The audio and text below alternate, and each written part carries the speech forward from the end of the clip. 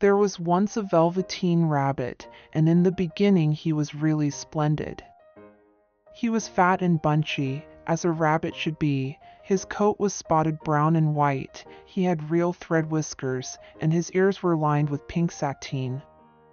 On Christmas morning, when he sat wedged in the top of the boy's stocking, with a sprig of holly between his paws, the effect was charming. There were other things in the stocking, nuts and oranges and a toy engine, and chocolate almonds and a clockwork mouse, but the rabbit was quite the best of all. For at least 2 hours the boy loved him, and then aunts and uncles came to dinner, and there was a great rustling of tissue paper and unwrapping of parcels, and in the excitement of looking at all the new presents the Velveteen Rabbit was forgotten. For a long time he lived in the toy cupboard or on the nursery floor, and no one thought very much about him. He was naturally shy, and being only made of velveteen, some of the more expensive toys quite snubbed him. The mechanical toys were very superior, and looked down upon everyone else. They were full of modern ideas, and pretended they were real.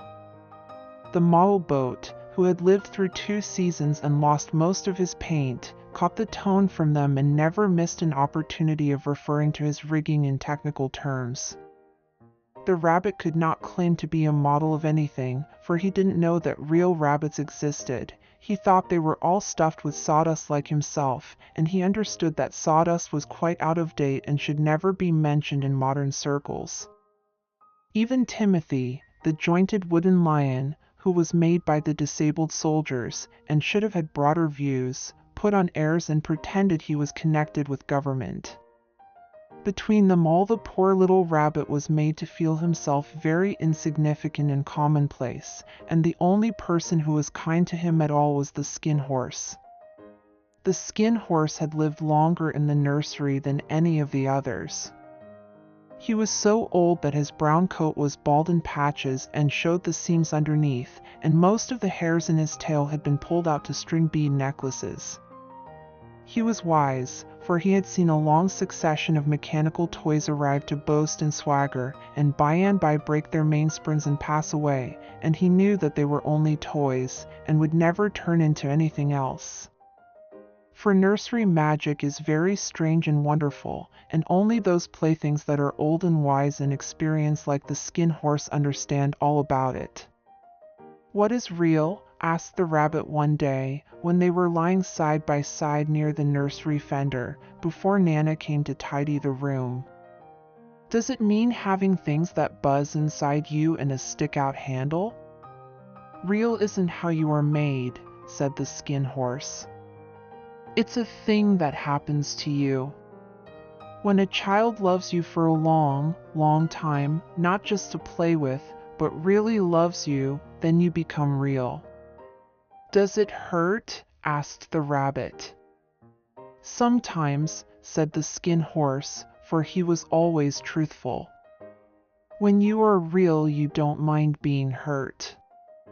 "Does it happen all at once, like being wound up?" he asked, "or bit by bit?" "It doesn't happen all at once," said the Skin Horse. "You become. It takes a long time. That's why it doesn't often happen to people who break easily, or have sharp edges, or who have to be carefully kept. Generally, by the time you are real, most of your hair has been loved off and your eyes drop out and you get loose in the joints and very shabby. But these things don't matter at all, because once you are real you can't be ugly, except to people who don't understand." "I suppose you are real?" said the rabbit. And then he wished he had not said it, for he thought the Skin Horse might be sensitive. But the Skin Horse only smiled. "The boy's uncle made me real," he said. "That was a great many years ago, but once you are real you can't become unreal again. It lasts for always." The rabbit sighed. He thought it would be a long time before this magic called real happened to him. He longed to become real, to know what it felt like, and yet the idea of growing shabby and losing his eyes and whiskers was rather sad. He wished that he could become it without these uncomfortable things happening to him. There was a person called Nana who ruled the nursery. Sometimes she took no notice of the playthings lying about, and sometimes, for no reason whatever, she went swooping about like a great wind and hustled them away in cupboards. She called this tidying up, and the playthings all hated it, especially the tin ones. The rabbit didn't mind it so much, for wherever he was thrown he came down soft. One evening, when the boy was going to bed, he couldn't find the china dog that always slept with him. Nana was in a hurry, and it was too much trouble to hunt for china dogs at bedtime, so she simply looked about her, and seeing that the toy cupboard door stood open, she made a swoop. "Here," she said, "take your old bunny. He'll do to sleep with you." And she dragged the rabbit out by one ear and put him into the boy's arms. That night, and for many nights after, the Velveteen Rabbit slept in the boy's bed. At first he found it rather uncomfortable, for the boy hugged him very tight, and sometimes he rolled over on him, and sometimes he pushed him so far under the pillow that the rabbit could scarcely breathe. And he missed, too, those long moonlight hours in the nursery, when all the house was silent, and his talks with the skin horse. But very soon he grew to like it, for the boy used to talk to him, and made nice tunnels for him under the bedclothes that he said were like the burrows the real rabbits lived in. And they had splendid games together, in whispers, when Nana had gone away to her supper and left the nightlight burning on the mantelpiece. And when the boy dropped off to sleep, the rabbit would snuggle down close under his little warm chin and dream, with the boy's hands clasped close round him all night long. That night, and for many nights after, the Velveteen Rabbit slept in the boy's bed. At first he found it rather uncomfortable, for the boy hugged him very tight. And sometimes he rolled over on him, and sometimes he pushed him so far under the pillow that the rabbit could scarcely breathe. And he missed, too, those long moonlight hours in the nursery, when all the house was silent, and his talks with the skin horse. But very soon he grew to like it, for the boy used to talk to him, and made nice tunnels for him under the bedclothes that he said were like the burrows the real rabbits lived in. And they had splendid games together, in whispers, when Nana had gone away to her supper and left the nightlight burning on the mantelpiece. And when the boy dropped off to sleep, the rabbit would snuggle down close under his little warm chin and dream, with the boy's hands clasped close round him all night long. And so time went on, and the little rabbit was very happy. So happy that he never noticed how his beautiful velveteen fur was getting shabbier and shabbier, and his tail coming unsewn, and all the pink rubbed off his nose where the boy had kissed him. Spring came, and they had long days in the garden, for wherever the boy went the rabbit went too. He had rides in the wheelbarrow, and picnics on the grass, and lovely fairy huts built for him under the raspberry canes behind the flower border. And once, when the boy was called away suddenly to go out to tea, the rabbit was left out on the lawn until long after dusk, and Nana had to come and look for him with the candle, because the boy couldn't go to sleep unless he was there. He was wet through with the dew and quite earthy from diving into the burrows the boy had made for him in the flower bed. And Nana grumbled as she rubbed him off with a corner of her apron. "You must have your old bunny," she said.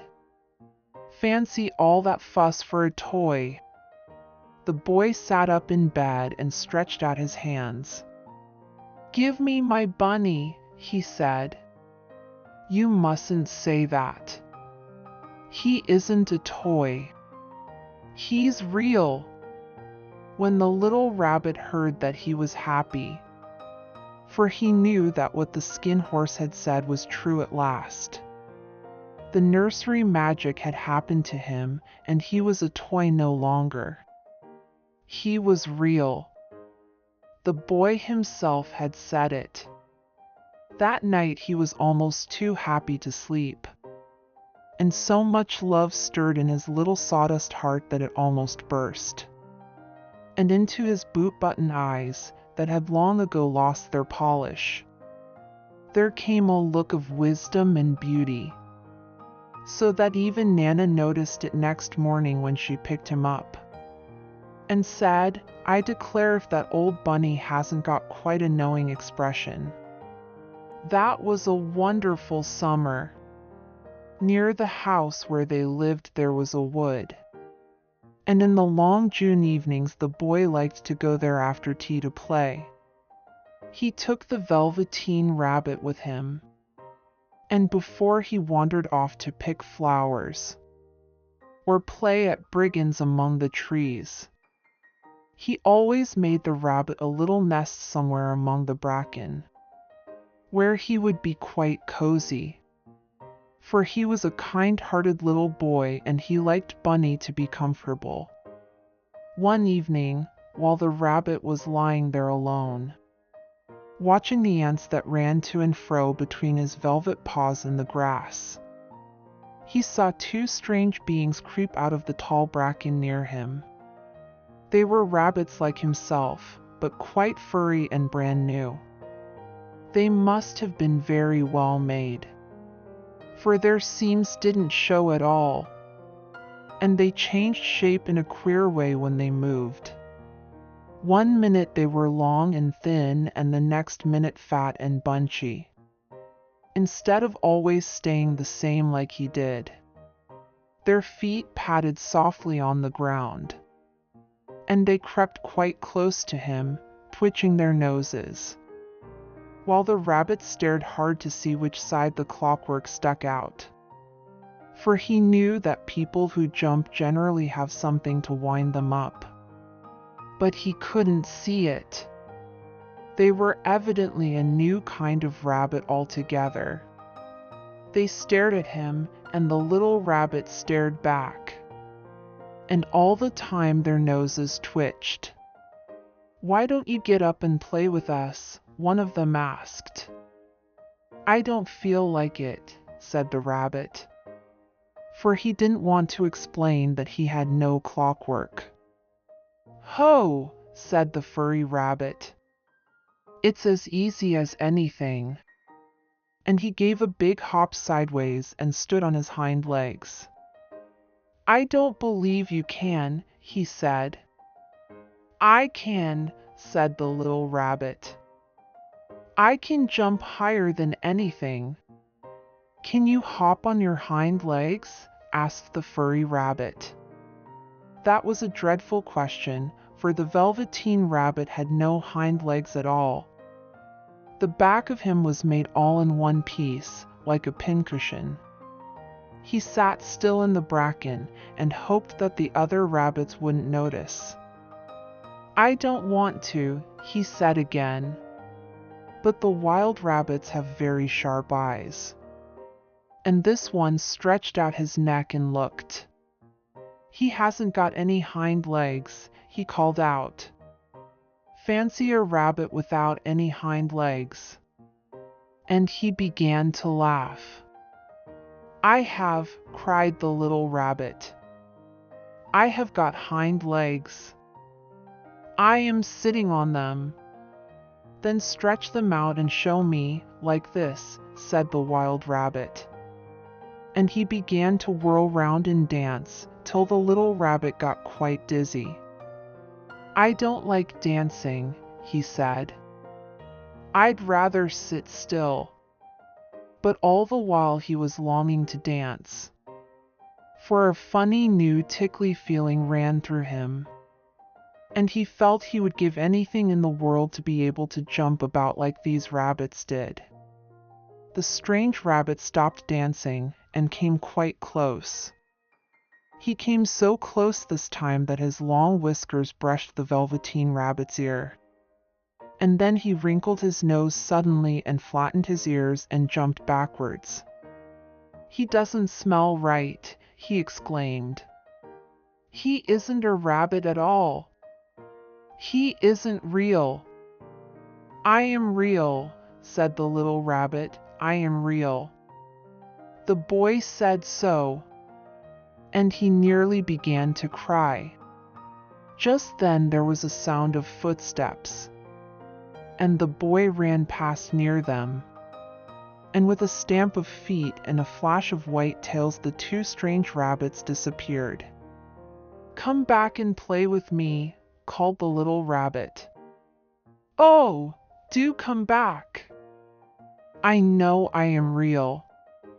But there was no answer, only the little ants ran to and fro, and the bracken swayed gently where the two strangers had passed.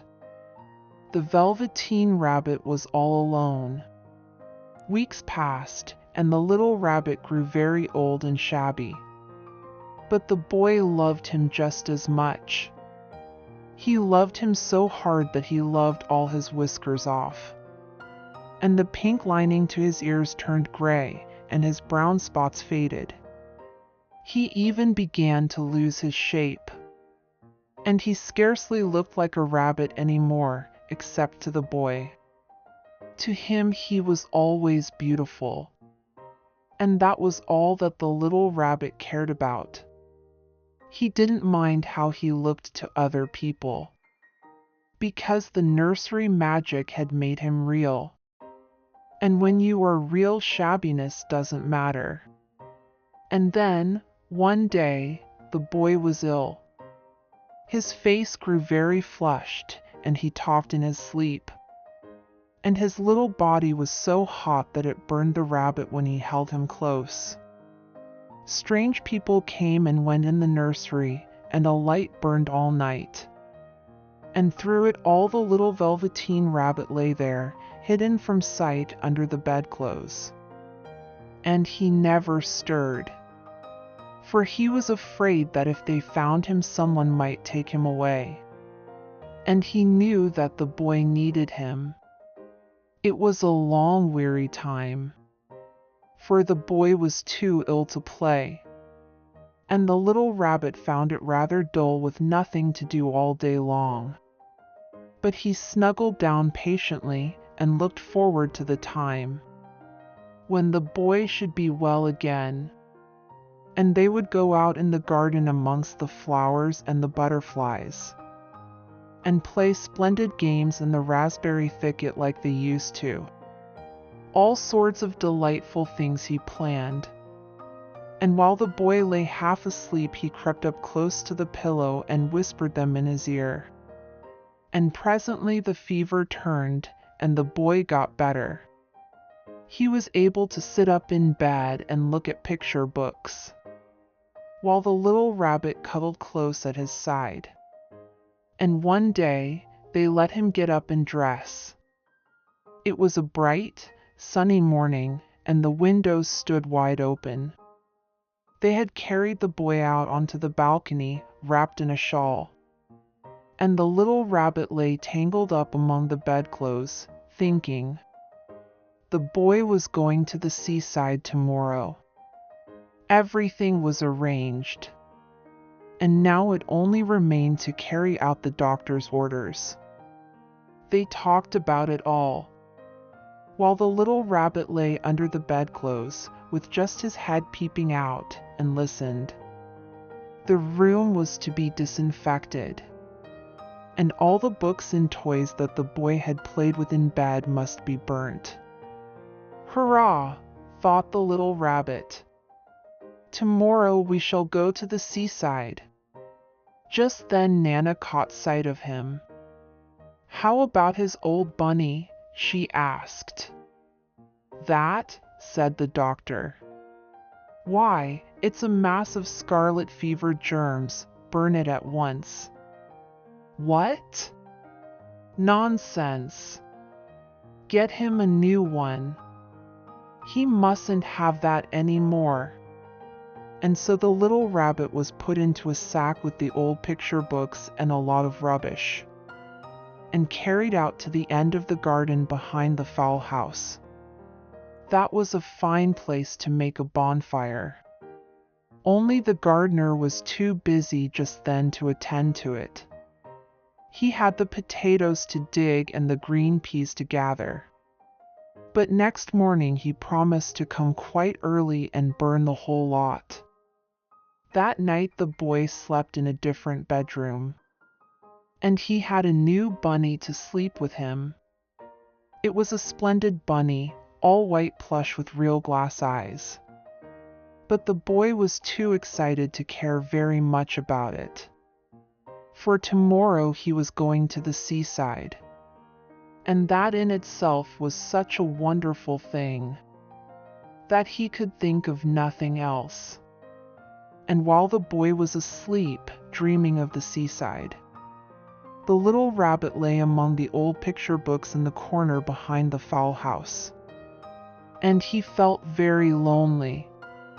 The sack had been left untied, and so by wriggling a bit he was able to get his head through the opening and look out. He was shivering a little, for he had always been used to sleeping in a proper bed. And by this time his coat had worn so thin and threadbare from hugging that it was no longer any protection to him. Nearby he could see the thicket of raspberry canes, growing tall and close like a tropical jungle, in whose shadow he had played with the boy on bygone mornings. He thought of those long sunlit hours in the garden, how happy they were, and a great sadness came over him. He seemed to see them all pass before him, each more beautiful than the other.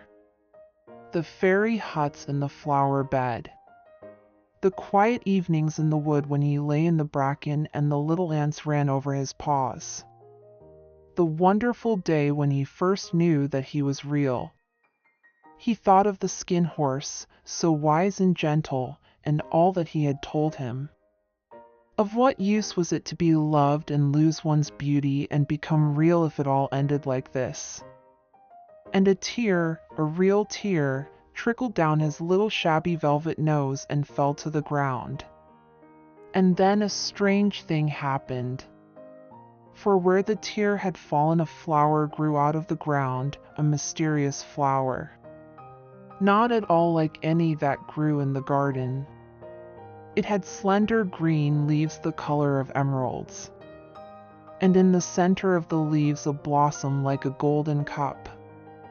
It was so beautiful that the little rabbit forgot to cry and just lay there watching it. And presently the blossom opened, and out of it there stepped a fairy.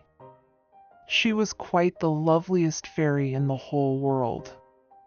Her dress was of pearl and dewdrops, and there were flowers round her neck and in her hair, and her face was like the most perfect flower of all. And she came close to the little rabbit and gathered him up in her arms, and kissed him on his velveteen nose that was all damp from crying. "Little rabbit," she said, "don't you know who I am?" The rabbit looked up at her, and it seemed to him that he had seen her face before, but he couldn't think where. "I am the nursery magic fairy," she said. "I take care of all the playthings that the children have loved. When they are old and worn out and the children don't need them anymore, then I come and take them away with me and turn them into real." "Wasn't I real before?" asked the little rabbit. "You were real to the boy," the fairy said, "because he loved you. Now you shall be real to every one." And she held the little rabbit close in her arms and flew with him into the wood.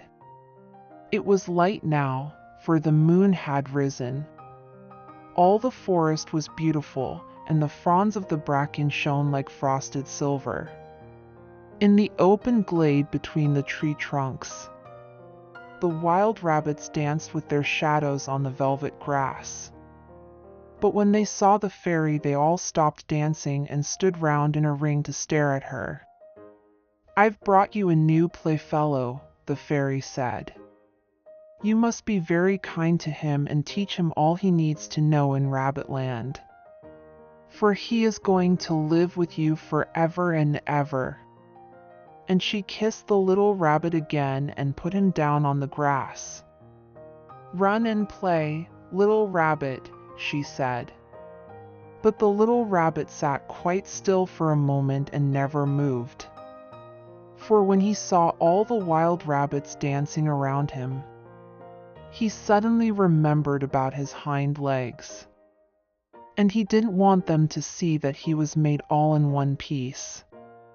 He did not know that when the fairy kissed him that last time, she had changed him altogether. And he might have sat there a long time, too shy to move, if just then something hadn't tickled his nose. And before he thought what he was doing, he lifted his hind toe to scratch it. And he found that he actually had hind legs. Instead of dingy velveteen, he had brown fur, soft and shiny. His ears twitched by themselves, and his whiskers were so long that they brushed the grass. He gave one leap, and the joy of using those hind legs was so great that he went springing about the turf on them, jumping sideways and whirling round as the others did. And he grew so excited that when at last he did stop to look for the fairy, she had gone. He was a real rabbit at last, at home with the other rabbits. Autumn passed and winter. And in the spring, when the days grew warm and sunny, the boy went out to play in the wood behind the house. And while he was playing, 2 rabbits crept out from the bracken and peeped at him. One of them was brown all over, but the other had strange markings under his fur, as though long ago he had been spotted, and the spots still showed through. And about his little soft nose and his round black eyes there was something familiar, so that the boy thought to himself, "Why, he looks just like my old bunny that was lost when I had scarlet fever." But he never knew that it really was his own bunny, come back to look at the child who had first helped him to be real,